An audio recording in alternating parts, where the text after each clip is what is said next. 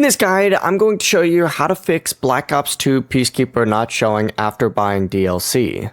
This is Aiden from JustBoz, and before we get into this guide, make sure to like the video and subscribe to the channel with all notifications on. It really does help with the channel and it lets us know that you want more content like this, so we greatly appreciate it. If at any point throughout this guide you did have any questions, just ask them down in the comment section below and we can help you out further. I'm going to be doing my best to reply to every single comment down there. First things first, you need to fully close out of Call of Duty Black Ops 2, and then what you need to do, because the Peacekeeper is included with the Revolution DLC, is make sure that you do have the Revolution DLC fully installed. So go ahead and highlight the game, press the options button, select manage game content, and either find the Revolution DLC within here if you just individually bought that, or find the season pass and make sure it's fully installed.